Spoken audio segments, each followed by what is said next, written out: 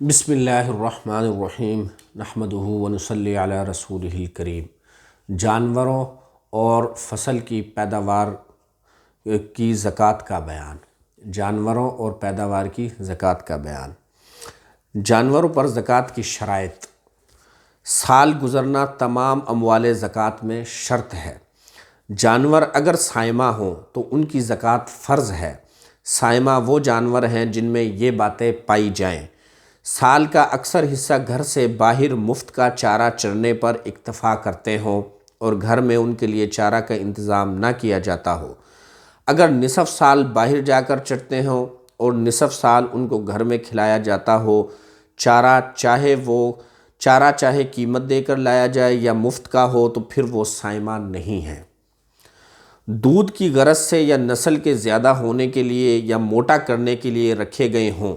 اگر دودھ نسل اور موٹاپے کی غرض سے نہ رکھے گئے ہوں بلکہ گوشت کھانے کے لیے یا سواری کے لیے ہوں تو پھر سائمہ نہیں کہلائیں گے۔ سال کے درمیان میں جانور اگر فروخت کر دیا، جانوروں کو درمیان سال میں فروخت کر دیا، اس کے عوض میں جو چیز ملے اگر اس میں تجارت کی نیت تھی تو اس حاصل شدہ کا سال نئے سرے سے شروع ہوگا اور فروخت شدہ جانوروں کی زکوٰۃ ساقط ہو جائے گی۔ جانوروں کے بچوں میں زکوٰۃ کا حکم۔ جانوروں کے بچوں میں اگر وہ تنہا ہوں تو زکوٰۃ فرض نہیں، البتہ اگر ان کے ساتھ بڑا جانور بھی ہو تو پھر ان پر بھی زکوٰۃ فرض ہو جائے گی اور زکوٰۃ میں وہی بڑا جانور دیا جائے گا، اور سال پورا ہونے کے بعد اگر وہ بڑا جانور مر جائے تو زکوٰۃ ساقط ہو جائے گی۔ گھوڑوں پر جب وہ سائمہ ہوں اور نر و مادہ مخلوط ہوں زکوٰۃ فرض ہے۔ یا تو فی گھوڑا 1 دینار یعنی 3.25 تولہ چاندی یا اس کی قیمت دے دے، یا سب کی قیمت لگا کر اسی قیمت کا 40واں حصہ دے دے۔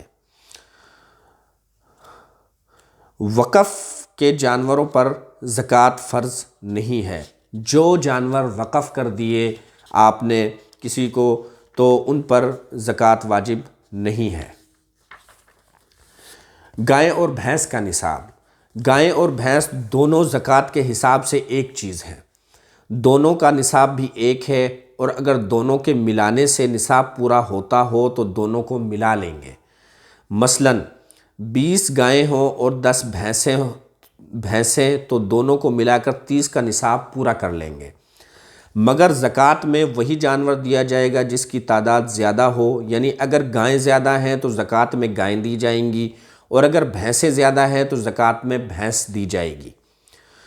اور اگر دونوں برابر ہوں تو اعلیٰ قسم میں جو جانور کم قیمت کا ہو یا ادنیٰ قسم میں جو جانور زیادہ قیمت کا ہو وہ دیا جائے گا۔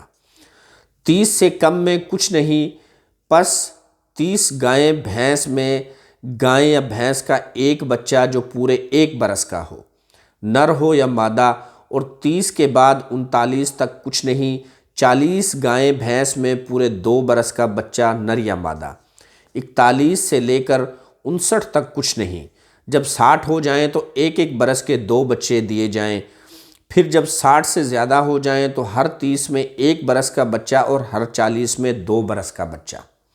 مثلاً 70 ہو جائیں تو 1 برس کا بچہ اور 1 برس کا بچہ اور 2 برس کا بچہ، کیونکہ 70 میں 30 کا نصاب ہے اور 40 کا۔ اور جب 80 ہو جائیں تو 2 برس کے 2 بچے، کیونکہ 80 میں 40 کے 2 نصاب ہیں۔ اور 90 میں 1 برس کے 3 بچے، کیونکہ 90 میں 30 کے 3 نصاب ہیں۔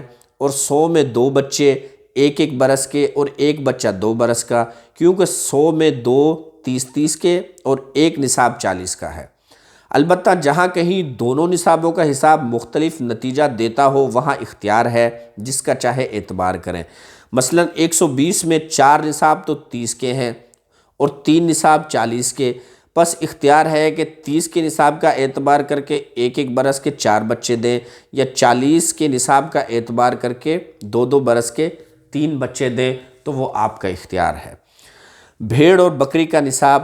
زکوٰۃ کے بارے میں بھیڑ بکری سب یکساں ہیں، چاہے بھیڑ چکتی والی ہو جس کو دمبا کہتے ہیں یا عام ہو۔ اگر دونوں کا نصاب الگ الگ پورا ہو تو دونوں کی زکوٰۃ ساتھ دی جائے گی اور مجموعہ 1 نصاب ہوگا۔ اور اگر ہر ایک کا نصاب پورا نہ ہو مگر دونوں کے ملا لینے سے نصاب پورا ہو جاتا ہے تب بھی دونوں کو ملا لیں گے، اور جو زیادہ ہوگا تو زکوٰۃ میں وہی دیا جائے گا، اور دونوں برابر ہوں تو اختیار ہے۔ 40 بکری یا بھیڑ سے کم میں کچھ نہیں ہے، اگر 40 بکری یا بھیڑ سے کم ہے تو کوئی زکوٰۃ واجب نہیں۔ 40 بکری یا بھیڑ میں ایک بکری یا بھیڑ 40 کے بعد 120 تک زائد میں کچھ نہیں ہے، 40 کے بعد 120 تک زائد میں کچھ نہیں، پھر 121 میں 2 بھیڑیں یا بکریاں اور 122 سے 200 تک کچھ نہیں، پھر 201 میں 3 بھیڑیں یا بکریاں، پھر 399 تک زائد میں کچھ نہیں، پھر 400 میں 4 بکریاں یا بھیڑیں، پھر 400 سے زائد میں، پھر 400 سے زیادہ میں ہر 100 میں ایک بکری کے حساب سے زکوٰۃ دینا ہوگی، 100 سے کم میں کچھ نہیں۔ بھیڑ بکری کی زکوٰۃ میں نر مادہ کی قید نہیں، البتہ 1 سال سے کم کا بچہ نہ ہونا چاہیے، چاہے بھیڑ ہو یا بکری کا ہو۔ بھیڑ بکری کی زکوٰۃ میں نر اور مادہ کی قید نہیں، یعنی کہ آپ بکرا دیں یا بکری دیں، دمبا دیں یا بھیڑ دیں، اس کی کوئی قید نہیں، لیکن کم سے کم 1 سال کا ہونا چاہیے۔ پیداوار کی زکوٰۃ کا بیان، عشری زمین اور اس کا حکم۔ کوئی شہر کافروں کے قبضہ میں تھا، وہی لوگ وہاں رہتے تھے، پھر مسلمان ان پر حملہ آور ہوئے اور وہ شہر ان سے چھین لیا اور وہاں دین اسلام پھیلایا، اور مسلمان بادشاہ نے کافروں کی ساری زمین مسلمانوں میں تقسیم کر دی، تو ایسی زمین کو شریعت میں عشری زمین کہتے ہیں۔ اور اگر اس شہر کے رہنے والے لوگ سب کے سب خوشی سے مسلمان ہو گئے، لڑنے کی ضرورت نہیں پڑی، تب بھی اس شہر کی زمین عشری ہی کہلائے گی۔ عرب کی ساری زمین عشری زمین ہے۔ اگر کسی کے باپ دادا سے یہی عشری زمین برابر چلی آتی ہو، یا کسی ایسے مسلمان سے خریدی جس کے پاس اس طرح سے چلی آئی ہو، تو ایسی زمین میں جو کچھ پیداوار ہو اس میں بھی عشر 10% واجب ہے، اور اس کا طریقہ یہ ہے کہ اگر کھیت کو پانی نہ دینا پڑے، بارش کے پانی سے پیداوار ہو، یا ندی اور دریا کے کنارے پر ترائی میں کوئی چیز بوئی اور پانی دیے بغیر پیدا ہو گئی ہو، تو ایسی پیداوار کا 10واں حصہ خیرات کرنا واجب ہے، یعنی 10 من میں 1 من اور 10 سیر میں 1 سیر۔ اور اگر کھیت کو ٹیوب ویل کے ذریعے یا کسی اور طریقے سے پانی دیا ہے تو پیداوار کا 20واں حصہ یعنی 5% خیرات کرے، یعنی 20 من میں 1 من اور 20 سیر میں 1 سیر، اور یہی حکم باغ کا ہے۔ ایسی زمین میں کتنی ہی کم پیداوار ہوئی ہو، بہرحال اس کا عشر دینا واجب ہے، کم اور زیادہ ہونے میں کوئی فرق نہیں ہے۔ اناج، ساگ، ترکاری، میوہ، پھل، پھول وغیرہ جو کچھ پیدا ہو سب کا یہی حکم ہے۔ اگر عشری زمین کوئی کافر خرید لے تو وہ عشری نہیں رہتی، پھر اگر اس سے مسلمان بھی خرید لے یا کسی اور طریقے سے اس کو مل جائے تب بھی وہ عشری نہیں ہوگی۔ عشر پیداوار کے مالک پر ہے۔